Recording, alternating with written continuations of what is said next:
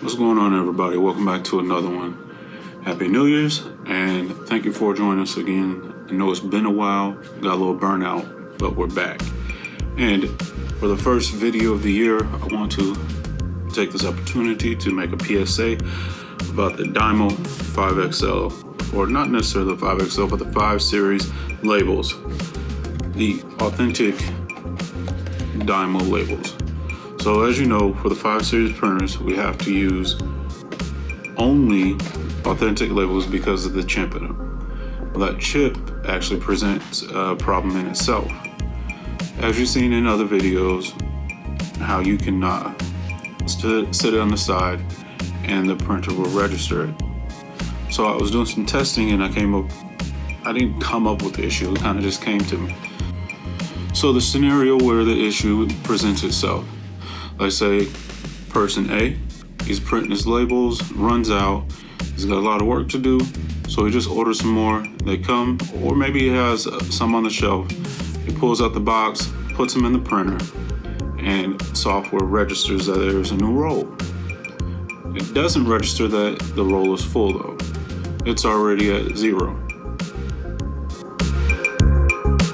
So how is this possible? Let's say another customer, we'll call him Michael. Michael, he purchased some of these. He also purchased another roll. So he puts these on the inside of the printer and these on the outside.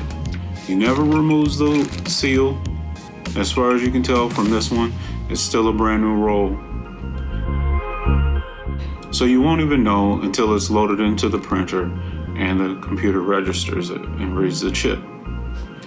So the customer, Michael, prints these. Once it runs out, he puts another one in and he gets another one of these, but he doesn't have to keep paying for this one. He only is paying for this one.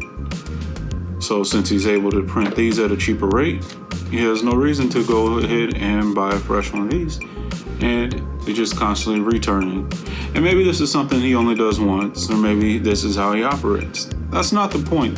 The point here is when you get yours are empty.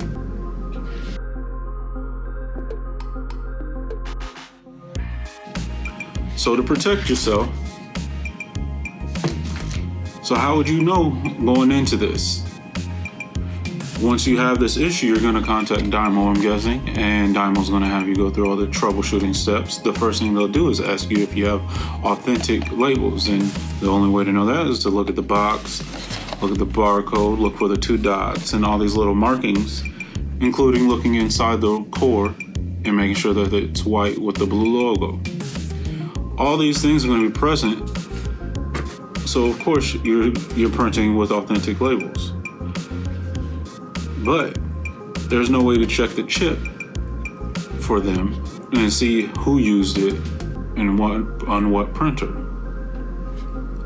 But because the chip was already used, they're not going to be able to figure it out over the phone. Nor is there a way to see what printer used it. So the best thing you can do is as soon as you get your new roll, you don't even have to take it out of the box. Just sit it next to the printer and double check on the software that it reads a full roll of labels. You can look at the box and see that this one has 220. And I'm guessing before you buy your labels, you already know this, but just in case there's some new guys out there, this one reads 130. So you want to do that before you store them for later or before you break the seal. You can do that. That way it's easier for you to use your warranty and get a replacement or get a refund when it's time. I really think what Dymo needs to do here is have a contact chip or a more sophisticated chip that can actually prevent this from happening, whether it's by reading a chip inside the printer.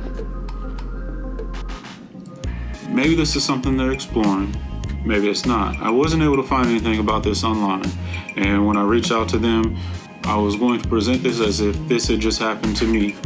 But honestly, there were too many questions, and I think if I was an actual customer going through this, I wouldn't pursue it that way either. I would go back to the store and let them know what happened and I think the best solution there is just to check it right away. So if you do have to go back, you're not outside your return window.